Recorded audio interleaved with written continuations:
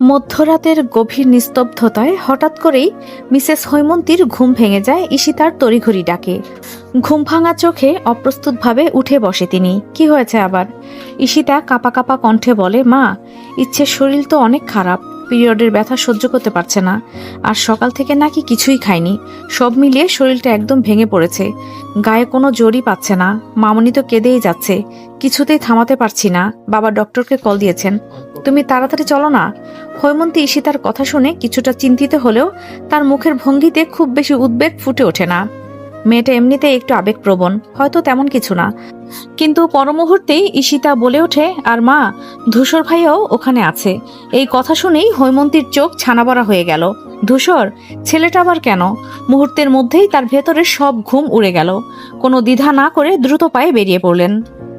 দোতলার করিডোরের নীরবতা, শুধু ঘড়ির টিকটক শব্দ আর ঈশিতার উদ্বিগ্ন পায়ের আওয়াজ শোনা যাচ্ছে। ইচ্ছের ঘরের সামনে এসে দেখেন দরজা আধা খোলা, ভেতর থেকে হালকা আলো ফোটায় ফোটায় ছড়িয়ে পড়ছে। ধূসর দরজার পাশে চুপচাপ বসে, চোখে চিন্তার ছায়া। ইচ্ছের শীর্ণ কণ্ঠে ক্ষীণ গোঙানির শব্দ আসছে। তার অসহায়তায় ঘরটা ভারী হয়ে উঠেছে যেন। হৈমন্তী কাছে যেয়ে রোকসানার দিকে হাত বাড়িয়ে দেয়। ইচ্ছে অসহ্য কষ্টে গুমরে কাঁদছে, চুল এলোমেলো, চোখ দুটো ক্লান্তিতে বুজে আসছে। হৈমন্তী ইচ্ছেকে বুকে জড়িয়ে ধরে ধীরে ধীরে মাথায় হাত বুলিয়ে বলেন, আমার মা কিছু খায়নি কেন? এমন কষ্ট করছিস কেন? ধূসর তখন বলে ওঠে মায়ের দিকে তাকিয়ে, মা, স্যালাইন দিতে হবে, শরীর অনেক দুর্বল হয়ে গেছে। হৈমন্তী ধূসরকে একবার দেখে নীরবে মাথা নাড়েন, তারপর ঈশিতাকে বলেন, তুই তাড়াতাড়ি গিয়ে গরম পানি আন, আর রোকসানা স্যুপ করে আনো, ওঠো। ঈশিতা ছুটে চলে গেলে হৈমন্তী ইচ্ছের পাশে বসে তার হাত ধরে রাখেন, যেন মেয়েটার কষ্ট একটু হলেও কমে। রফিক তখন ঘরে ঢুকে বলেন, ডাক্তার এসেছে, চিন্তা করো না। সেই রাতে পুরো বাড়িটাই যেন ইচ্ছের জন্য জেগে থাকে। ডাক্তার এসে ইচ্ছেকে দেখে মাথা নাড়লেন। শরীরের অবস্থা ভালো না, এখনই স্লাইন দিতে হবে, প্রচন্ড দুর্বল হয়ে পড়েছে। ইনায়েত তালুকদার চিন্তিত মুখে পাশে দাঁড়িয়ে রইলেন, আর ঈশিতা দৌড়ে গিয়ে প্রয়োজনীয় জিনিসপত্র এনে দিল। রোকসানা মেয়ের মাথায় হাত বুলিয়ে অশ্রু সংবরণ করার চেষ্টা করছিলেন। ধূসর এক কোণে চুপচাপ দাঁড়িয়েছিল। স্যালাইনের বোতল থেকে ধীরে ধীরে ফোঁটা ফোঁটা তরল যখন ইচ্ছের শিরায় প্রবেশ করছিল, তখন ধূসর এক অদ্ভুত অনুভূতিতে আচ্ছন্ন হয়ে যায়। চোখের সামনে ক্লান্ত জীর্ণ একটা পুতুলের মতো নিস্তেজ ইচ্ছে শুয়ে আছে। গোলগাল ছোট্ট মুখটা যেন আরো ফ্যাকাশে হয়ে গেছে, কিন্তু গোলের মাঝে সেই ছোট্ট কালো তিলটা যেন আরো স্পষ্ট হয়ে উঠেছে। ধূসর লক্ষ্য করলো অসুস্থতার ক্লান্তি যেন ওর চেহারায় এক অদ্ভুত মায়া এনে দিয়েছে। অগোছালো চুল, চোখের নিচে ক্লান্তির ছাপ, তবুও সৌন্দর্যের এক অন্যরকম দীপ্তি যেন ছড়িয়ে পড়ছে। মুহূর্তের জন্য ধূসরের বুকের ভেতরটা যেন কেমন মোচড় দিয়ে উঠল। কেন জানি না একটা অজানা হৃদ যন্ত্রণা বেপরোয়া হয়ে উঠতে চাইল। বুকের মধ্যে চাপা কষ্ট গর্জন করে উঠল, কিন্তু মুখে কোনো শব্দ এলো না। সে শুধুই দাঁড়িয়ে রইল, নিঃশব্দে ইচ্ছেকে দেখতে থাকলো। কক্ষের নীরবতা কেবল স্যালাইনের ফোঁটা পড়ার শব্দে ভেঙে যাচ্ছিল। ধূসর অনুভব করলো অদ্ভুত এক টান তাকে পেছন থেকে ইচ্ছের দিকে নিয়ে যাচ্ছে। হৈমন্তী ধূসরের দিকে তাকিয়ে বললেন, এতক্ষণ ধরে দাঁড়িয়ে আছো কেন? একটু বসো। ধূসর সামান্য হেসে বলল, না, আমি ঠিক আছি।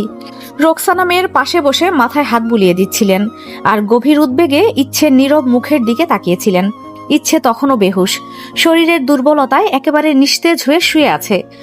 গভীর শ্বাসের ধীর শব্দ ছাড়া কোনো সাড়া নেই।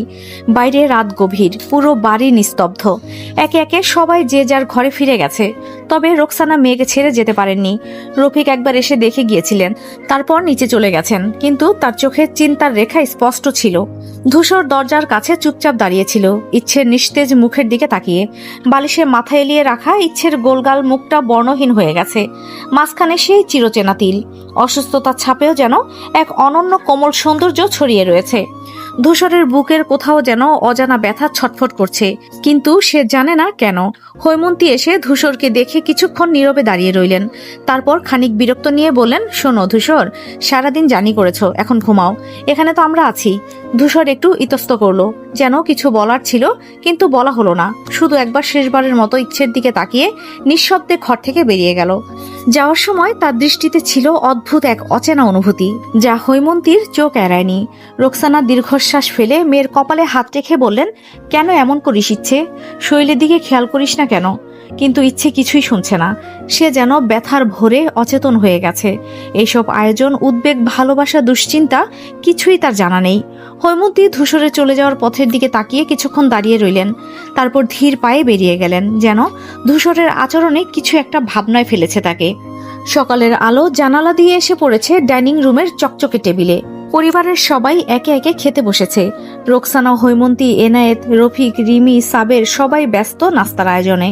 হৈমন্তী খাবার দিতে দিতে বললেন, কাল রাতে এত কিছু হলো, আজ ইচ্ছে কেমন আছে রোকসানা? রোকসানা হালকা হাসি দিয়ে বললেন, ভালো আছে আপা, এখনো একটু দুর্বল, ওষুধের প্রভাব আর স্যালাইনের জন্য একটু শক্তি পেয়েছে। ওদিকে লিভিং রুমের সোফায় বসে আছে ইচ্ছে।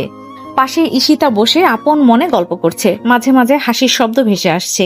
ঈশিতা বলছিল, জানিস রিমি, চাচি আমাকে বলে ধূসর ভাই আর মীরা আপু এত দেরি পর্যন্ত ঘুমাচ্ছে, মনে হচ্ছে যেন রাজপুত্র রাজকন্যা। ইচ্ছে হেসে বলল, তুই না চাচির কথা সব সময় হাসিস।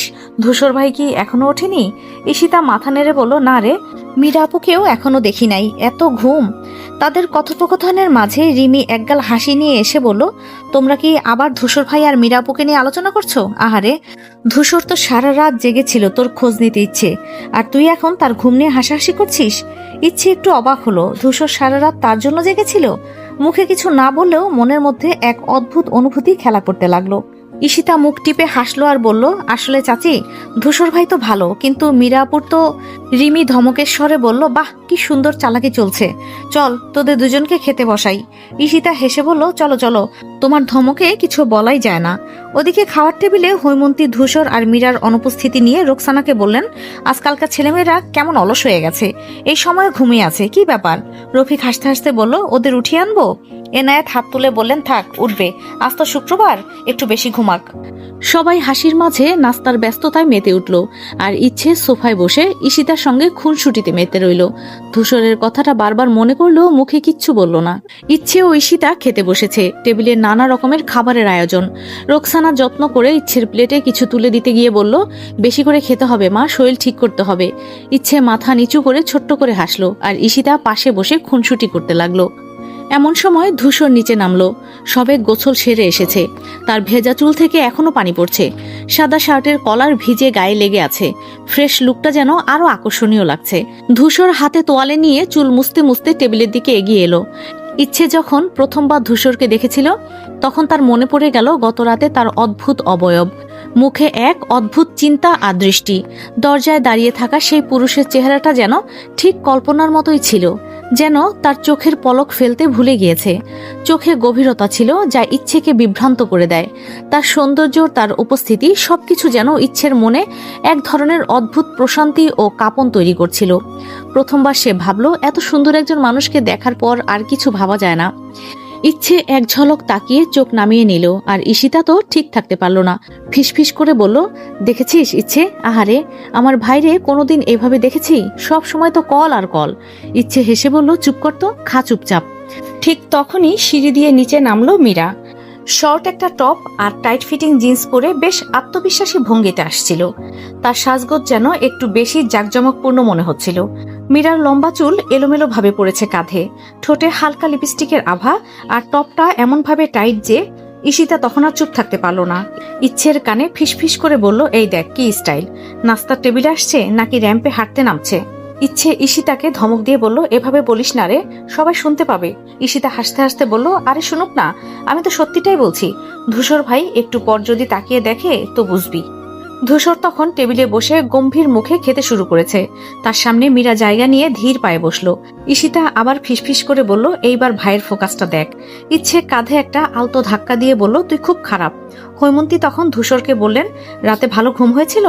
ধূসর হালকা হেসে বলল, জি মা, ভালোই হয়েছে, আজ অনেক দেরি হয়ে গেল উঠতে।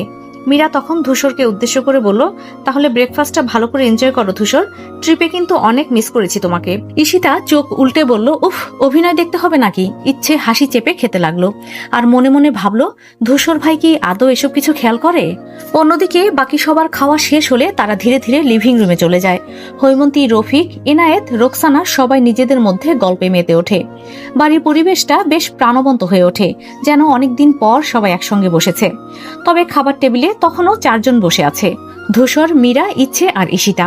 ধূসর ধীর গতিতে খাচ্ছে, যেন কোথাও তারা নেই। মীরা পাশে বসে চুপচাপ খাচ্ছে, মাঝে মাঝে ধূসরের দিকে তাকিয়ে আবার চোখ সরিয়ে নিচ্ছে। ঈশিতা মুখে হালকা হাসি ধরে রেখেছে, কিন্তু তার নজর সব সময় মীরার দিকে, যেন নতুন কিছু খুঁজে বের করার চেষ্টা করছে। ইচ্ছে খাবারের সঙ্গে খেলছিল, চামচ দিয়ে ধীরে ধীরে নাড়াচাড়া করছিল প্লেটে রাখা ভাত। সারা রাতের অসুস্থতা আর ক্লান্তির ছাপ এখনো চোখে মুখে স্পষ্ট, মুখটাও যেন ফ্যাকাশে হয়ে আছে। তখনই হঠাৎ ধূসর ইচ্ছের দিকে না তাকিয়ে নিষ্পৃহ স্বরে বলে উঠল, শরীর এখন কেমন ইচ্ছে? ধূসরের কণ্ঠস্বর শুনে ঈশিতা হালকা হাসলো, আর মীরা ভুরু কুচকে তাকালো ইচ্ছের দিকে। ইচ্ছে চমকে উঠে সামান্য অপ্রস্তুত হয়ে বলল, ভালো ভালো আছি। ধূসর তখনও চোখ তুলে তাকালো না, হাতের চামচটা আস্তে আস্তে প্লেটে রেখে বলল, ঠিকমতো খাও, শরীর দুর্বল হয়ে পড়েছে, এভাবে না খেলে আবার অসুস্থ হয়ে পড়বে। ঈশিতা ফিসফিস করে ইচ্ছের কানে বলল, দেখলি কি কেয়ারিং। ইচ্ছে মুখ নিচু করে লজ্জায় খাবার গিলে নিল, আর মনে মনে ভাবলো, ধূসর কি আসলে ওর জন্য চিন্তা করে, নাকি এ শুধু একরকম ভদ্রতা। মানুষটার সাথে যে তার সখ্যতা এতটা এগোয়নি। কখনো ফোনে কথা হয়েছে, শেষ কবে মনে নেই। অজানা কারণে ধূসরকে সে এড়িয়ে চলতো। মীরা তখন হালকা গলায় বলল, ইচ্ছে ঠিক হয়ে যাবে, আমিও তো ঠিকমতো খাই না, কিছুই হয় না। ধূসর কপালের ভাঁজ স্পষ্ট করে মীরার দিকে তাকালো। সবাই এক নয় মীরা, ইচ্ছে ছোট, ওর যত্ন দরকার। মীরা ঠোঁট কামড়ে কিছু বলতে গিয়েও চুপ হয়ে গেল। ঈশিতা চুপি চুপি বলল, কি দারুণ ব্যাটিং দিল, হাহ। ইচ্ছে একগাল লজ্জা নিয়ে খাবার খেতে লাগলো, আর ধূসর তার খাওয়ায় মন দিল যেন কিছুই হয়নি। ধূসর খাওয়া শেষ করে ধীর পায়ে উঠে লিভিং রুমের দিকে এগিয়ে যায়। লিভিং রুমে এনায়েত, রফিক এবং সাবের বসে গল্পে মেতেছিল। কালকে অল্প কিছু আত্মীয় আসলেও দেখা করে রাতেই ফিরে গেছে, কয়েকদিন পর আবার এমনিতেও আসতেই হবে এই ভেবে। ধূসর এসে সোফায় বসে গা এলিয়ে দিয়ে বাপ চাচাদের আলাপে যোগ দেয়। তার চোখে ক্লান্তির ছাপ থাকলেও মুখে ছিল এক অদ্ভুত প্রশান্তি। মাঝে মাঝে চায়ের কাপে চুমুক দিতে দিতে মনোযোগ দিয়ে বড়দের কথাগুলো শুনছিল। অন্যদিকে ইচ্ছে খাওয়া শেষ করে চুপচাপ নিজের ঘরের দিকে পা বাড়ায়। শরীরটা এখনো দুর্বল, তবুও মন খারাপটা যেন আরো বেশি ভর করছে। দরজা খুলে ঘরে ঢুকে একটু বিশ্রাম নেবে ভাবছিল, কিন্তু বিছানার ওপর রাখা একটা মাঝারি আকারের বক্স দেখে থমকে দাঁড়ালো। কেউ যে ওর ঘরে ঢুকেছে সেটা সে টেরই পায়নি। বক্সটা হাতে নিয়ে ভাবতে লাগলো, কে রেখেছে এটা। ধীরে ধীরে হাতের আঙ্গুল দিয়ে মোড়কটা খুলল। ভেতরে সাজানো ছিল রঙিন 17টি শাড়ি, লাল, নীল, বেগুনি, সবুজ, আরো কত রং। একটার পর একটা শাড়ি বের করে দেখতে লাগলো ইচ্ছে, যেন নিজের চোখকেই বিশ্বাস হচ্ছে না। বাক্সের এক কোনায় রাখা ছোট্ট একটি খাম চোখে পড়ল। কাপা হাতে খাম খুলে ভেতরে চিঠিটা বের করলো। সেখানে ছোট্ট একটা বাক্য লেখা, সে আমার ইচ্ছে ঘুড়ি।